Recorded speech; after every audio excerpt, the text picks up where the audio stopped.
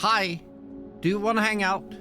Today I'm playing a game called The Longest Walk. This is a walking simulator. Another one of those games that are more of an experience rather than an actual game.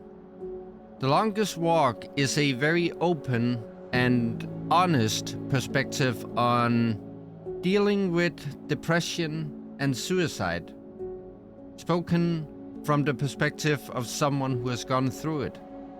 So viewer discretion is advised.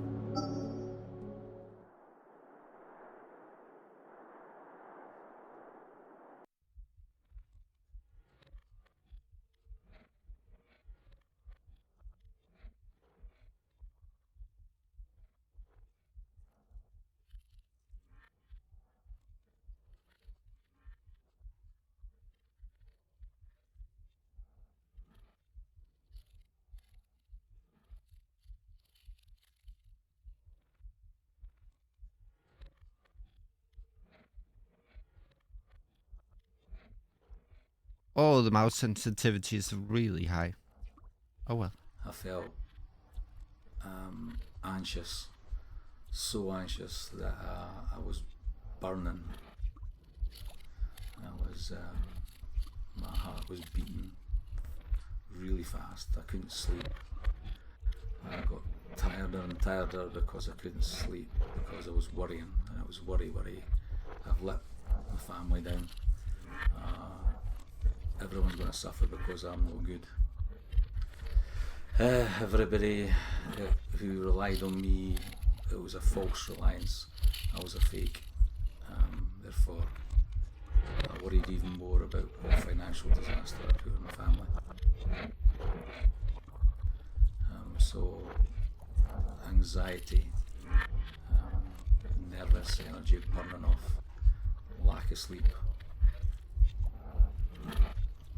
Yeah, I remember vividly curling up in a ball in the living room floor, howling, not crying, howling, saying how shit I was. Yeah, I felt so bad. That's all I could do. I just wanted to be taken away from all.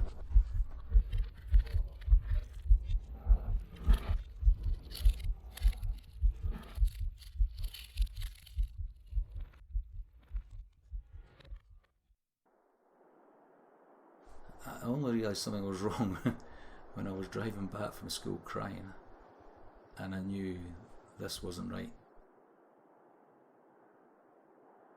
It was a build-up of stress in work and expectations of work. Sorry. And finding that Mouse sensitivity is really high. I wasn't alone. Other people were struggling with it, but I just thought, I can't do this. Why? What's wrong with me? Why can't I do it? I'm a failure.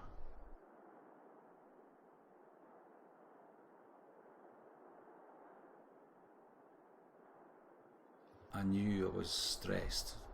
I didn't know I was depressed, and I think it just got worse after that point. There was no stopping it. Once it started, the feelings of negativity about not being good enough, I couldn't stop it.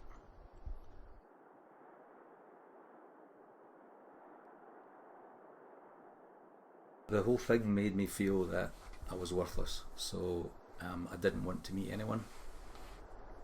I didn't want to speak to anyone. I was so worthless that there's no point in. I shouldn't be indulging in my hobbies, which I love, my cycling and my books. I couldn't do that.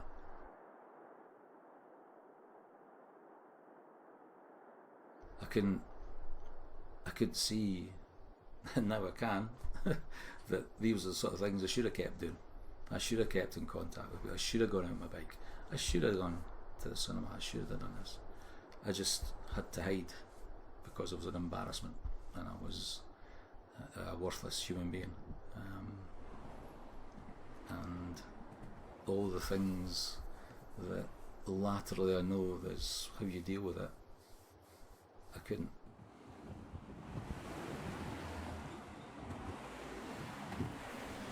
I think it's very easy to get caught up in, oh, I should be like this, I should feel like this, I should do these things, it should be like this, but it isn't.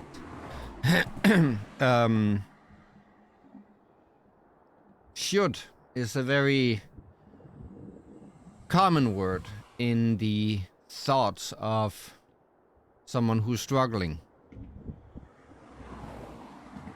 And we do ask ourselves, like, oh, why aren't I doing this? Why aren't I like this? Why can't I just blah, blah, blah? And that's where you start blaming yourself. And the thing about losing interest in your hobbies, I feel like that's a very common symptom of especially depression. I hear that a lot. Is that that's one of the telltale signs of depression. Obviously not all the time, but it seems like a lot of people who are struggling with depression, they do feel this loss of interest in hobbies and in being together with other people. And the thing said in the beginning where this person said that, oh, I felt like I was just a burden to everyone. I was a financial burden, and what's the point in being with other people if I'm just worthless anyway? I'm just gonna say relatable. Now, before we move on, again, viewer discretion, as you can probably tell. But this is from the perspective of someone who has gone through depression and suicidal thoughts. It is important still to say, like I say with every time we do something like this, is that this is their perspective.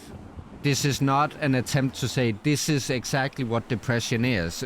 This here is a representation of what it is to have depression.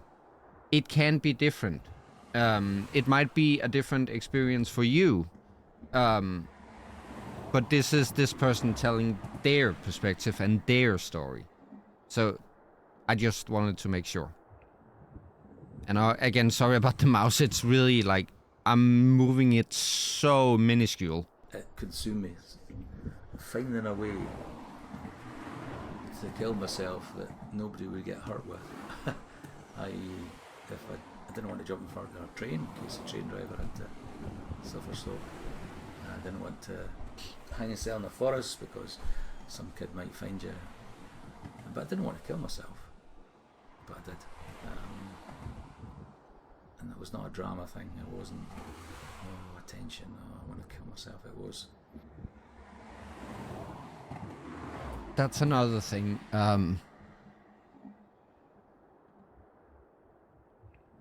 This perspective of, oh, like he said in the beginning, like, I don't want to be a burden to anyone.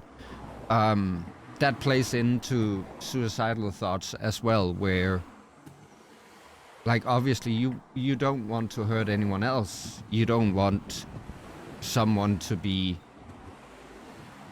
like, you don't want to, how do I phrase this without sounding wrong?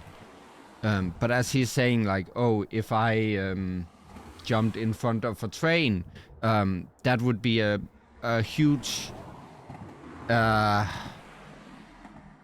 like pain to the driver of the train conductor, because he would then have to deal with it. And then I took notice of when he said, I didn't want to kill myself, but I did.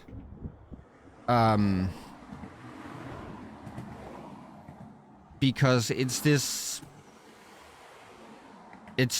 thought process of, it's gonna sound weird and I'm gonna phrase it badly because I'm bad at, like, phrasing stuff, but it's the idea that you want the suffering to end. You don't necessarily want you to end.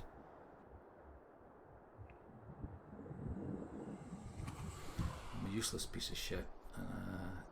I'm no good to anyone. Everybody would be better off without me. Which doesn't make sense now when I see him. It doesn't make sense, but I was so desperate, also that I could understand why he would do it.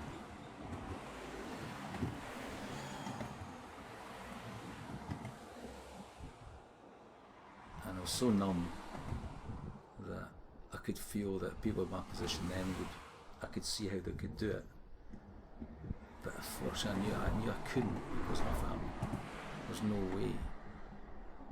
Even though I was suffering and I was hating it and I was absolutely hating myself, I would have never done that to my family.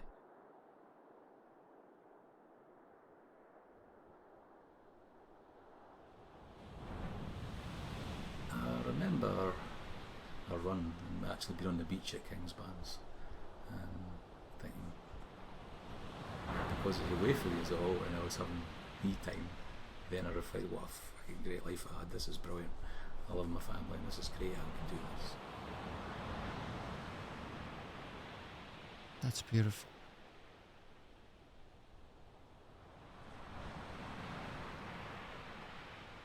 I am a guy who did a lot of things on his own, and I think when you're giving time to other people as your job, you're saying there's a wee bit of thing yourself without being too selfish.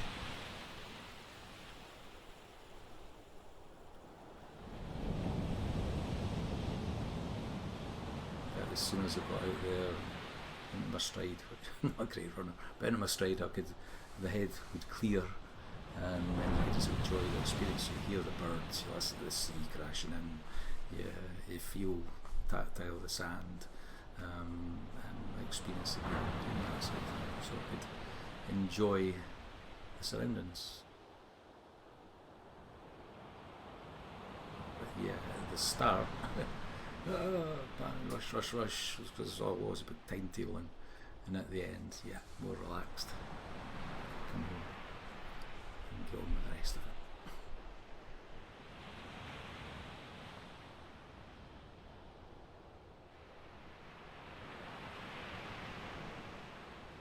I know that I've had these issues. I'm hopeful I won't have them again. I can't tell if I'm going to have them or not.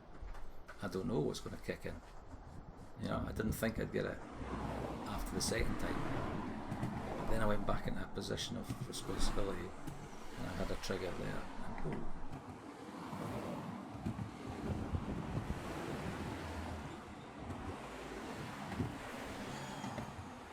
I knew things were happening, and I knew that I didn't want to be ill, and I knew that I should be doing certain things and doing all these different techniques, but I couldn't stop it.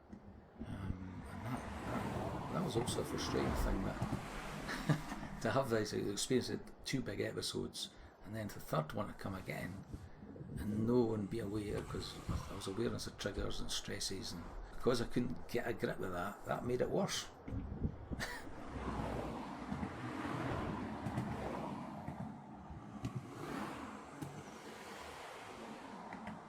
That's another thing that's very relatable, because the thing is, as he said in the beginning, this feeling of like, oh, I should do this and this and this. I should feel like this and this and this, but I'm not. Why can't I just be that? And then you are given like you, as he said, he knew that, oh, I was supposed to go on my bike. I was supposed to enjoy my books. And then you try to do that, and then you try to do maybe some techniques that you're given by a counselor or a therapist, and then they don't work. Then you get even more of the feeling of like, this should help me, but it isn't. I guess I'm just a lost cause. So it can really, like, it can really make you feel worse. It can. And for the second and third episodes, I got better at dealing with it and saying, well, I can't do anything about it. I'm ill. If I had a broken leg and I was in a plaster, it's obvious. But because I've got a broken head, it's not obvious to see that I'm ill. I think the last time I was ill was much quicker because I didn't get the grip.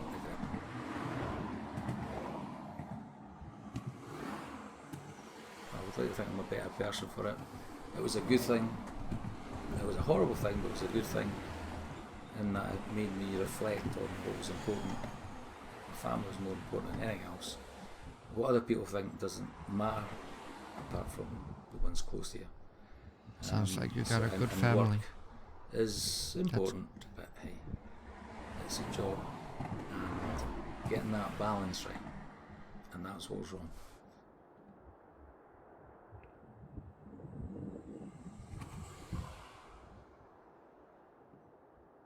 The boys, I don't know, that we talked about, I think they weren't fully aware of just how seriously ill it was, which is brilliant, because we were too young to deal with that at the time, but it's good to talk about it now.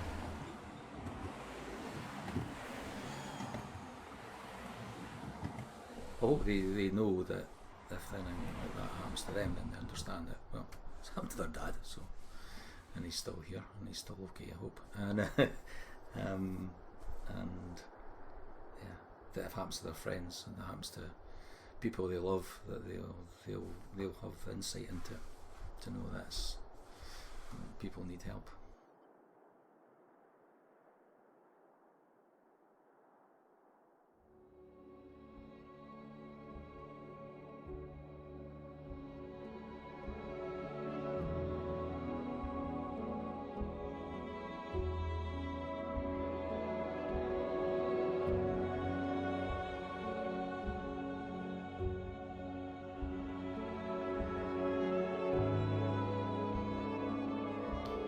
And there you have it. That was just a short little experience and some babbling by me.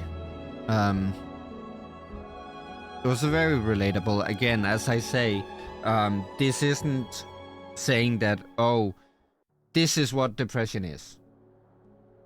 What it's saying is this is what depression was to this person. And there were many things in it that were indeed relatable.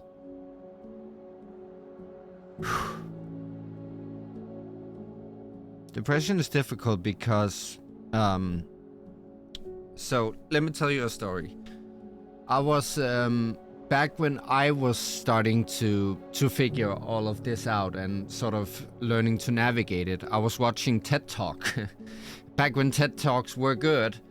And there was a guy, I have to apologize, I can't remember his name, and I cannot remember if he was a firefighter, a policeman, a volunteer, what he was, but he was the person that they would call when people seeking to ending their lives went to a specific spot, I won't mention it, to take their final breath. Right? So they would call him. He wasn't expected to go stop them, but what he was supposed to do was that he had to go there and just talk to them. And many times that was enough. And he said that the opposite of depression is not happiness. The opposite of depression is life force. And when I heard that, a lot of things clicked for me, because I too was under the misconception for a long time, actually, that depression meant being very sad for a very long time. It was like an extended sorrow. That was what depression was. And whenever I thought of it like that, I was like, yeah, but no. It's like there's something missing. It's not, it doesn't like cover what it is. So when he said that, I was like, damn. That makes so much more sense, and that is why depression can be so difficult to deal with, because it takes away the one thing that you need to combat it. Because you don't have the energy or motivation to live. You don't see the point.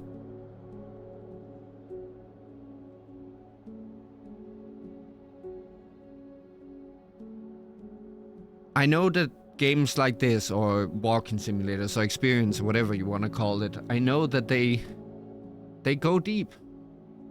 And they can be painful. But I think they are important. I really think they are.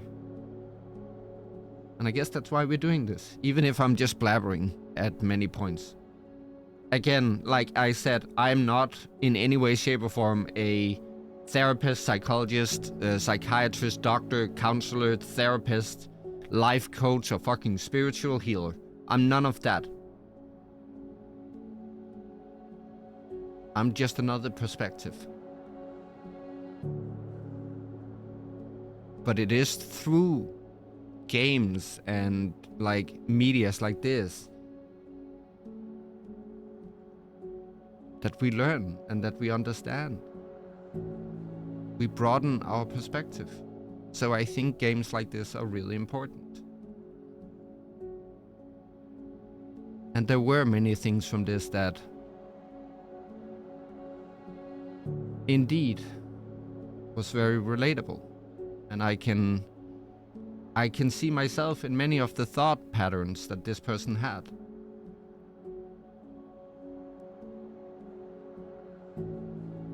But I'm gonna leave it there before I babble on about more that I don't know anything about. I hope you enjoyed it, and I hope it gives you something. That's really all I want. So yeah, I'm gonna leave it there. As I said, I hope you enjoyed it, and I hope to see you in the next one. So stay safe and stay strong, and we will see each other again. Take care.